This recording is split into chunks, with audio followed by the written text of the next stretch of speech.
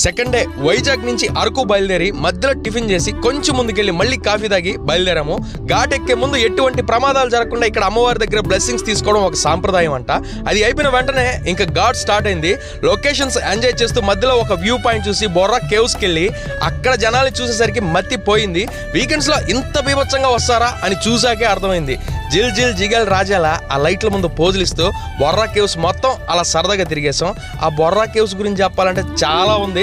So సపరేట్గా దానికంటూ ఒక వీడియో చేస్తాను. నెక్స్ట్ పక్కనే ఉన్న కట్టిగా వాటర్ ఫాల్స్కి ఒక జీప్ని అయితే బుక్ చేసుకుని వెళ్ళాం. రీజన్ అయితే అక్కడ పంచాయతీ వెహికల్స్లో మాత్రమే వెళ్ళాలంట. ఎగుడు దిగుడు రోడ్లలో అటు ఇటు చూసుకుంటూ జలపాతం దగ్గరికి అయితే వెళ్ళిపోయాము. ఒక చిన్న జాతరలు అనిపించింది. ఈ కట్టిగా వాటర్ ఫాల్స్లో వాటర్ మాత్రం చాలా కఠినంగా ఉన్నాయి భయ్య. రిటర్న్లో అలా మొక్కజొన్న కండి తింటూ కింద మీద పడుతూ అరకు అయితే వెళ్ళిపోయాం. అక్కడి నుంచి మిగతా కథను సెకండ్ డే సెకండ్ పార్ట్లో చెప్పేస్తాను. మరో వీడియోలో మళ్ళీ కలుసుకుందామే. Bye bye.